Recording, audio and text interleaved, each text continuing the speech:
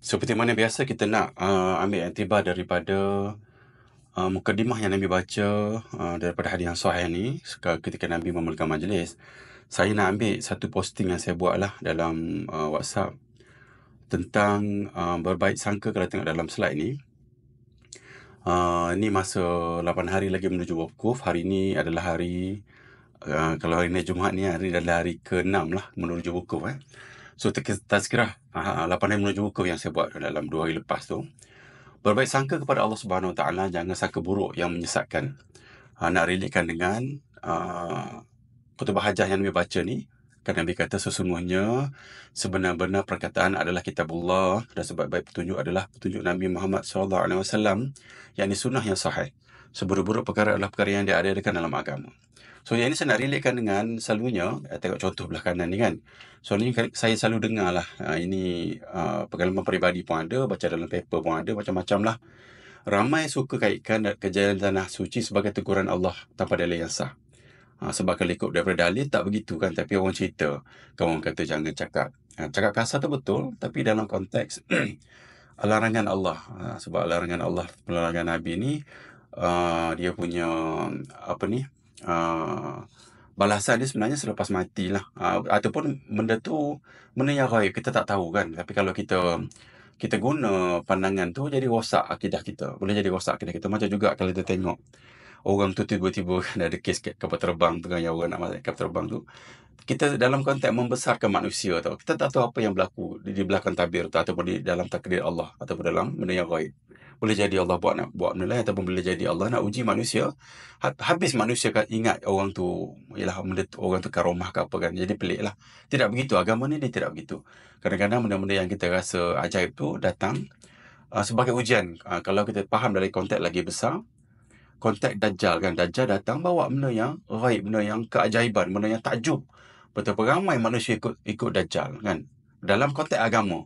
Dalam konteks agama. So berhati-hati, sangat berhati-hati dalam benda-benda macam ni. Sebab kita nak semua benda tu datang adalah daripada kefahaman agama kan. Tengok pada hadis yang Nabi baca ni kan.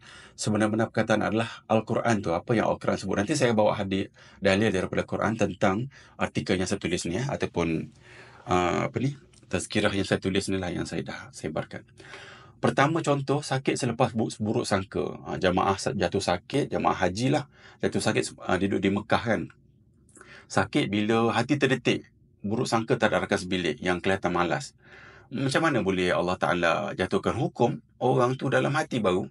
Dalam hadis yang sahih Nabi kata, apa dalam hati yang buruk, kalau tak laksana, tak ada apa-apa kesan pun. Kecuali benda yang baik, dapat pahala satu kan. Kalau kita buat, dapat lagi lah pahala. Benda yang buruk tak ada. So, kalau kita faham tentang ni, dan kita relatekan dengan agama, jadi rosak agama tu. Syariat Allah lain. Faham kita lain. Sebab apa? Benda ni dicanang lah, dicerita oleh ramai orang. Jadi dia merosakkan akidah. Sebab kenapa dia kaitkan dengan akidah? Sebab ia adalah perkara yang ghaib.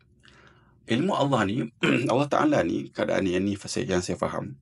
Apa-apa hak Allah, bila kita ambil, Allah sangat marah. Benda ghaib tu adalah hak Allah. Apa-apa hak Allah, kalau kita ambil hak Allah tu, kalau kita salah faham, Allah sangat marah. Apa tu benda-benda syirik kan, kita solat, syirik kecil kan. Syirik kecil sebab hak Allah untuk solat tu, kalau kita solat untuk ikhlas itu kepada Allah, kita ambil hak Allah dengan menunjukkan orang lain, jadi syirik kecil. Sebenarnya ni sangat-sangat tegas lah. Sangat tegas dan sangat-sangat besar dalam agama. Kita nak membentuk ataupun kembali kepada jalan yang, kefahaman yang betul lah kepada agama kita kan. Nombor 2, boleh baca lah nombor 2, 3, 4 ni, marah suami dia tegur. Lepas tu mengalami kesukaran, menyangka ia keteguran dari Allah. Semua salah ni. Semua persangka-persangka yang teruk lah. Persangka manusia, bukan bukti balasan dari Allah. Mengeluh pasal makanan, lepas tu cirit-birit. Semua ujian yang Allah bagi. Dan kita bawa cerita-cerita ni, cerita kat semua orang. Jadi orang kampung, orang tua-tua, orang yang tak tahu sangat tentang agama. Saya ingat ramai lah tak tahu kan. Kita percaya benda ni, kita bawa benda ni, kita cerita kat anak-anak kita kan. Kita rasa, yelah, ini benda yang tak elok, benda yang elok. Lagilah kita rasa kita ni, macam kita mengkultuskan atau mensucikan diri kita lah. Kita kata duduk kat Mekah, aku buat ni, Allah bagi terus, Allah nampak. Jadi kita rasa, kalau kita cerita kat orang tu, masa suci pula kita ni. Tak begitu. Apa yang berlaku adalah atas rahsia-rahsia Allah. Benda ghaib. Kena ingat, kita tidak suci. Dan kita jangan mensucikan diri sendirilah. Boleh baca semua ni, kalau tengok dalam ni kan. Semua ni adalah sangkaan. Kita pergi pada next slide ni. Dalil jangan berprasangka buruk kepada Allah. Sangka buruk kepada Allah termasuk dosa besar. Kerana ia menunjukkan kelemahan iman dan buruknya adab kepada Allah. Tuhan yang maha sempurna. Apa yang Allah sebut dalam Quran kan, surah Al-Hujurat ayat 12 ni. Wahai orang-orang yang beriman, jauhilah kebanyakan sangkaan.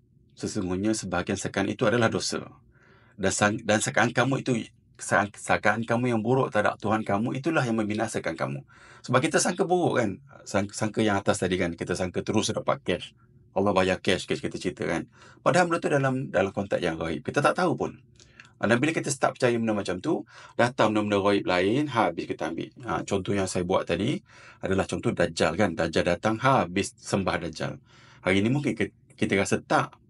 Mungkin kita rasa tak kan, sebab kita diulang ataupun dia panggil apa? Conditioning conditioning minda kan.